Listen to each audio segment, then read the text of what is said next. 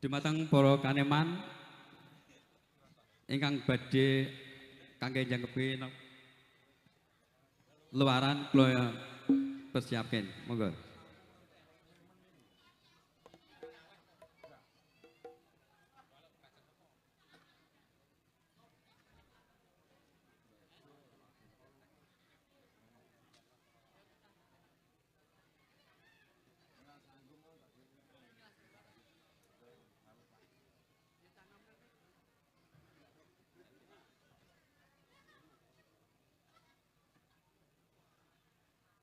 Piranti kangge luaran kula nyemanggaken, monggo.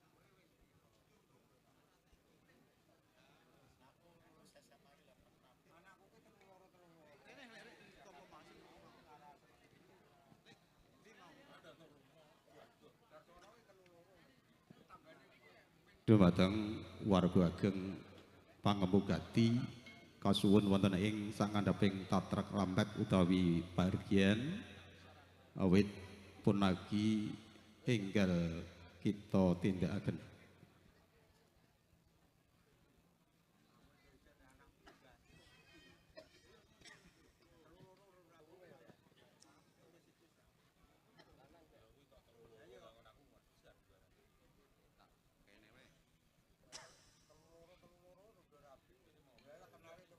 Bismillahirrahmanirrahim. Assalamualaikum warahmatullahi wabarakatuh. Alhamdulillahirabbil alamin wa bihi nasta'inu ala umuri dunya waddin. Wassalatu wassalamu ala asyrafil anbiya'i wal mursalin Sayyidina wa habibina wa syafi'ina wa qurrati a'yunina Sayyidina wa maulana Muhammadin wa ala alihi wa ashabihi ajma'in. Subhanaka la ilma lana illa ma 'allamtana innaka antal alimul hakim. Rabbi israhli sadri wa yassirli amri wahlul 'uqdatam min lisani yafqahu qawli. Qala Allah Ta'ala fi kitabil karim, a'udzu billahi minasyaitonir rajim. Bismillahirrahmanirrahim. wa itta'adana rabbukum la in syakartum la azidanakum wa la in kafartum inna adzabi lasadid. Al ayah. Shadaqallahu adzim. Rinenggo saking kinurmatan kuduk saking para lenggah para rawuh kakung mah putri ingkang tansah kula hormati. Lumampiripun dhateng para tamu undangan Bapak Ibu ingkang tansah kula hormati ugi kula kepareng matur malih niki pambuka sampun nderek ngajeng kangge ngelak rancak supados enggal wonten kerampungan bab medharaken punaki terus pambuka sampun kula aturaken ngajeng. Kawula ing mriki kasuwun medharaken menggah ingkang pun wastani punagi. Punagi menggaeng pangertosan kula menika ucapan utawi panyuwunan rikala nembe kesandung pepeteng utawi ribet utawi pikantuk cubinipun Allah Subhanahu wa taala ing mriku kawontenan nembe sungkawa susah nyuwun dhateng sadalem Allah kanthi manah suci ngantos dumugi wiyosing pangandikan wijiling pangandikan wonten ing lisan. Kirang langkungipun mekaten punaginipun Ibu Sakiem duk rikala suwau gadah yoga ingkang asma Meliana Ayu Putri Sari nembe satih timur tasih alit sanget menika nyandung cecubinipun Allah pikantuk cecubi sakit-sakiten awit tasih timur. Kawontenan kados mekaten raosipun tiyang sepuh ningali putra tasih timur tasih alit nandang sakit-sakiten ngantos manahipun sungkawa susah sanget kanthi nyuwun dhateng resa dalem Allah Subhanahu wa taala mbok pilih yoganipun utawi putranipun Genduk Ayu Meliana Ayu Putri Sari Allah maringi sehat afiat boten wonten halangan setunggal menapa-menapa ngantos dumugi wahyaning mangsa kala nggih menika akhir dewasanipun sampun sinatukrami sok sinten kemawon ingkang dados sinatukraminipun ta dados jodhonipun panjenenganipun Ibu Sakiem badhe suka-suka nggih menika kanthi nimbali seni tayub utawi pagelaran seni tayub ingkang kepastanan tembung kasaranipun ledek. Kanthi mekaten anggenipun ngudur raos nyuwun dhateng sadalem Allah Subhanahu wa taala panjenenganipun Ibu Sakiem satemah Allah ngertos lan nudaneni ingkang putra pun Meliana Ayu Putri Sari panjenengan tingali piyambak sampun ngantos dumugi dewasa sampun jumeneng wonten ing sak sisihipun ibu sampun dewasa ugi sampun karengkuh dene kakung ingkang benjang-enjang badhe kadhaupaken kalian panjenenganipun Nak Mas Bagus Anton Artiono. Kejawi saking anggenipun kagungan panyuwunan dhateng sadalem kala wau Allah kala wau Ibu Sakiem mugi nggadahi panyuwunan dhateng Allah tumantuk dhateng ingkang garwa nggih menika panjenenganipun Bapa Ramin. Dados menika punagi kalih perkawis ingkang setunggal perangan setunggal perkawis nggih menika tumantuk dhateng ingkang putra Meliana Ayu Putri Sari ingkang kalih tumantuk dhateng ingkang garwapun Bapa Ramin. Bapa Ramin suwa ngajeng nggih kacobi wonten sadalem Allah Subhanahu wa taala kanthi nandang sakit ingkang seru sanget.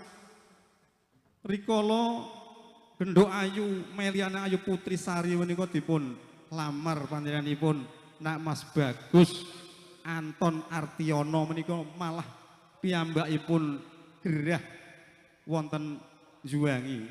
Dadi naman boten wonten dalem. Kawontenan kados mekaten menika ndadosaken sungkawaning manah Ibu Sakiem lajeng nyuwun dhateng sadalem Allah Subhanahu wa taala mbok pilih ingkang kakung nggih garwa anggenipun nandhang sakit kala wenggal. Allah maringi walaya temahing jati temahing nirmala saged sehat afiat saged momong putrinipun anggenipun ngentas 17 putranipun boten wonten halangan setunggal menapa kanthi badan sehat ing kelenggan ratri dalu menika nggih ugi nunggal badhe nimbali paguyuban seni toyeb utawi ledek kala wau.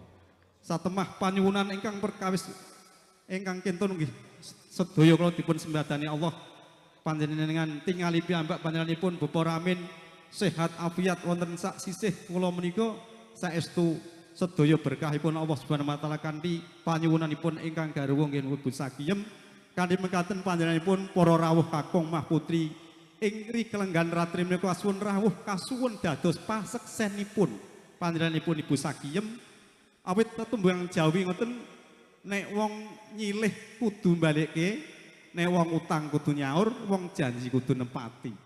Nah niki tigang perkawis ingkang kula aturaken niki saestu panjenenganipun Sakiem sampun nepati janji sampun nyarutang lan samudayanipun kala wau sampun dipun leksanani ing kelenggan ratri menika menggah sedaya ingkang dados punaginipun Ibu Sakiem panjenengan sedaya kaseksenan luar ngoten Pak Bu nggih.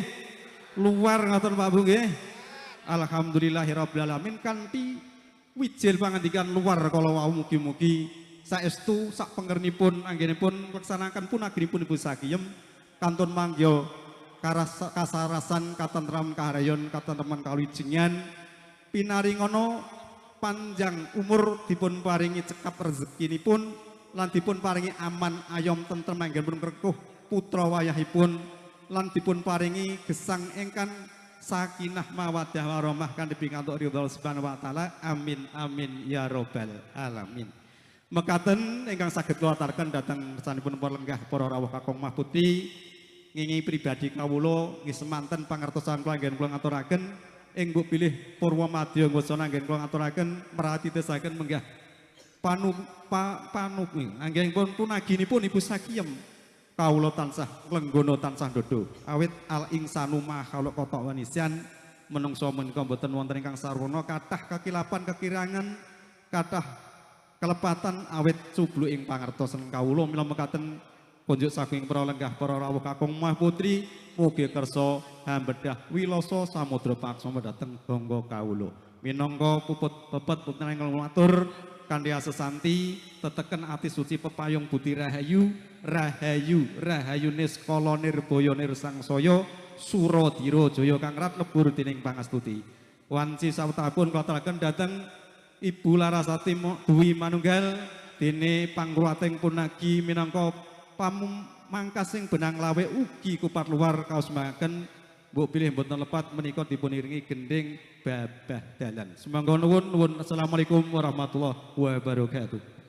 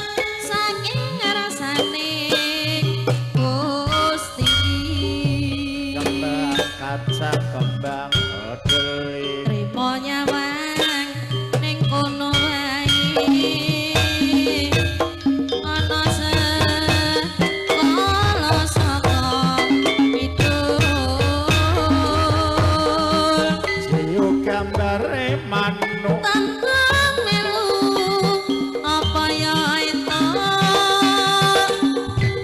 tinu lima itu jambu jeruk pakel itu melu raparang remen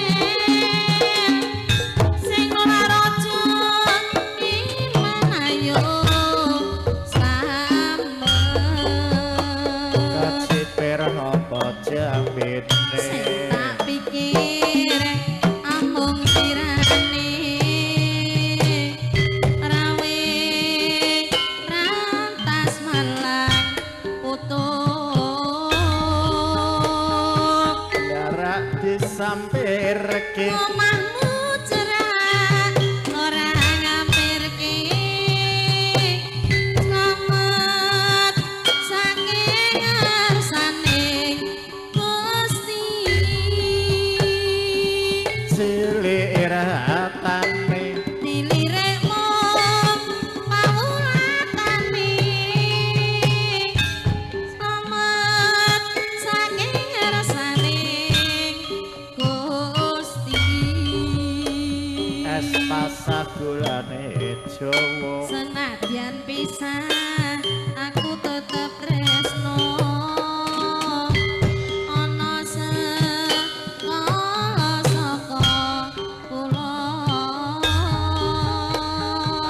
kawati untir-untir ora kuat rasane pikir tinu lata lima ngulon pipi mono upane atimu piye rasane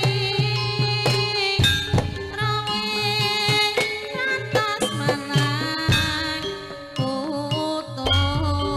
utuh lembar godhonge kara watone sabar narimo ana sekala saka lor ayeme lemu ayo menyet lagi ketemu tinu lata lima lor namine sing tak sayang papi kucing kata sayang yang tino raja iman ayo nandur suruh banyune aku yen durung weruh marake bingung ana sekala saka dhuwur aja putih-putih klambimu aja sedih-sedih atimu tinu lima dhuwur siji loro telu aja lali karo aku sing raja iman ayo slamet biru merah muda sing mbok tunggu wis rumah tangga ana sekala saka ngisor saking ember kiwotangan